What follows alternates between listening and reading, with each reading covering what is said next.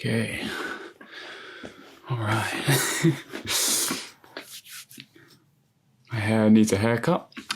I'm in a new, freshly painted room. It looks like a mental asylum because it's so white, but it's a lot better than what it looked like before. I love it. All right. What are we speaking about today?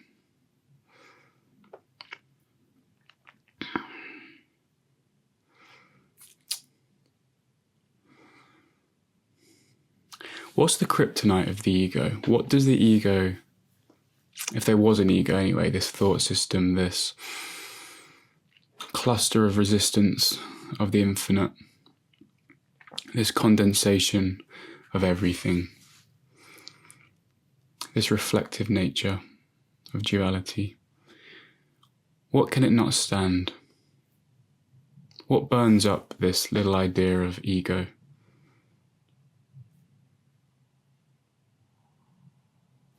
I'd say happiness. I'd say choosing happiness. But more than that, it can't stand higher frequencies. It can't stand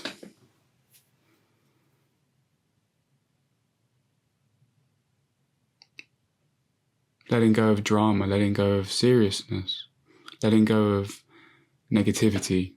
Because there's a juice to negativity. There is so much joy that wants to come through you. There is so much love. You are a vessel of love, and you know it. I know you know I know, because you wouldn't be watching these videos, because they would be repelling you.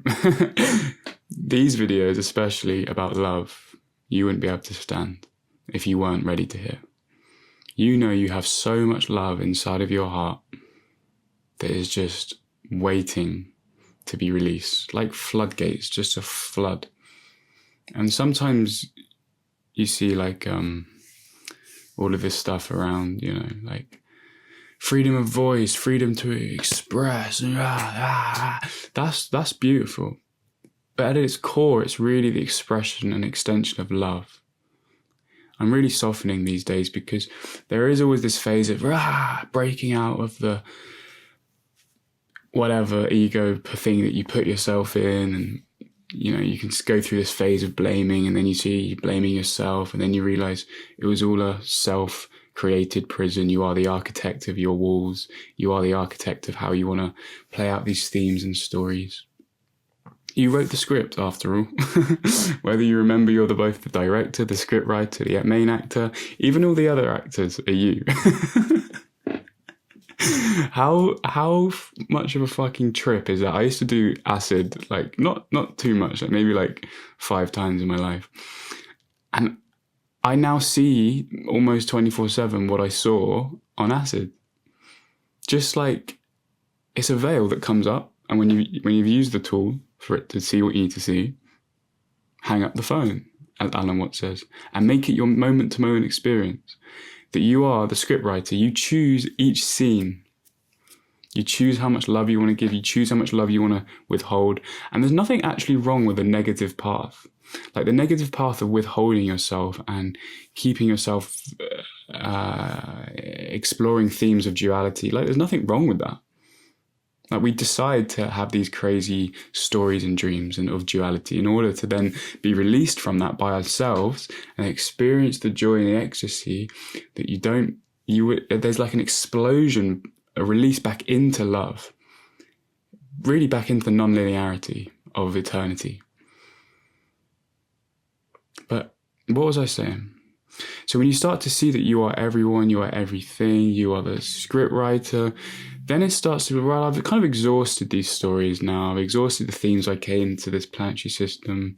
You know, we staggered ourselves well in this whole story. We let Yeshua go first, plant the seed, then I staggered myself to come in. And to be honest, I didn't really want much of a dramatic story to be that intense. I just felt to come here in the mind, in the planetary system, in the mind, have some themes to work through, allow the soul to develop in the ways it wanted to develop. But then you get to a place here where it's like you start to become too aware. You unveil enough of the forgetfulness of God, and you just see so clearly what it means to return to where you've never left, what it means to really just see through the veil. This veil gets so thin, it gets so obvious. The mechanism of duality and striving for something outside of yourself becomes so jarring, so obvious, so clear. You just say, no, that's enough. You just stop the negativity. You just stop the insistence and the juice of the ego, which is just a thought system. You just say, nah, that's enough for me now. I've got the juice, I've got the drama, I've got everything out of it. The seriousness, the something, and you just start to choose yourself. Once more, you choose love. It is a choice. But it's a choice made in so much clarity that it's not even like oh, what should I decide? You make the obvious option. Do I want to feel bad today? Do I want to see truth and feel in alignment? Oh, I'm going to feel in alignment. I'm just going to choose the joy. I'm going to see myself as complete. It's as simple as that. But the ways we get so stuck in our buying into certain belief systems and structures of that's what seems to be complex. And so it gets less and less complex the more you kind of take your hand out of the glove of duality, if you like. You just retract. So really it's like this whole thing is really a willingness to give up the juice of thinking something is out of place, or thinking you need to be someone other than you're not, because you also came here to express so much love and what I was talking about, so much joy in your unique expression that no one else can express the infinite in your way, which is amazing, isn't it? You have, like a snowflake that has no other shape like it, you are such a unique expression of this one substance of God that you would be withholding so much amazing expression of that infinite capacity to love. You would be wasting it in a way. And there's no waste in God, but there is a waste of joy at times. We can withhold this love from ourselves and others, because really, the only time you withhold love from others is really just withholding love from yourself. Because you are everyone, you are everything, you know this. And so love is really an expression of the infinite. And whether you want to withhold that or not is completely up to you. Joy, like we all know, is peace in motion. It really is like a dance in this ecstatic dream of colours and textures, but it's always a dance with yourself. It's a solo dance. Joy really is a solo dance. No matter how many characters come into your life, no matter how many people seem to offer things to you, or what can I get from this person?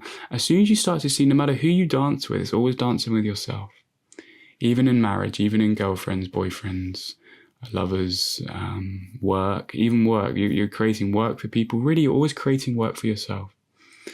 And so I've been a photographer and a filmmaker for some years now, and I started to get so much success because I was always making art for myself. Yeah, it sort of trickles residues of what's this person going to think, what's that person going to think. But deep down, I didn't give a fuck. Like, I would create something if I was the last thing on earth. If I was the last person on earth, would I still be making this? Yes. I always had this thing. It's like, I had this thing I'd work through. If I was about to post something, would I release this without my name on it? Which is there's nothing wrong with putting your name on something, but it's just a test. Would I release this to the world without my name on it? And if I was the last person on earth? If it's a yes, then it means I'm doing it for myself. The purity of joy and love of art. If I'm doing it for any other reason, I would just look into that. What do I think I'm going to get out of posting this to everyone?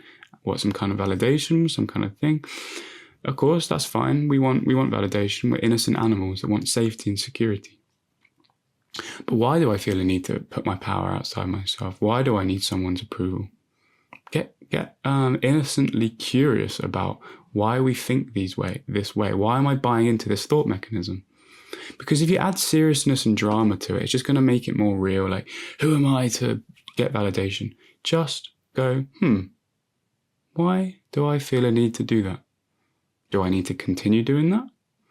No. Okay, I'll just stop doing that. Or you could just play it out. What does it feel like to chase the validation? Take it to the dead end. You take it to the dead end and you realize, this is horrible. You taste so much validation. Yeah. You realize validation is so sour. You can only validate yourself. And then you realize the validator, the judge, was always on your side. The judge of who you are was you. So you are the decider, like 10, 10. Just give yourself 10s. So much easier, guys. This is the path of least resistance. I watched a video yesterday this morning from Osho. It's like, enlightenment, the lazy way. It is always a lazy way, really. When lazy means just give up. Give up in a way that is an expression of you, though.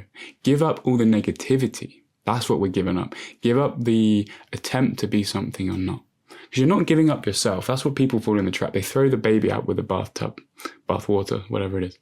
They go, I'm just going to give up. And they go sit and drink a beer and nothing matters. The world is an illusion. All right, you're giving up everything there.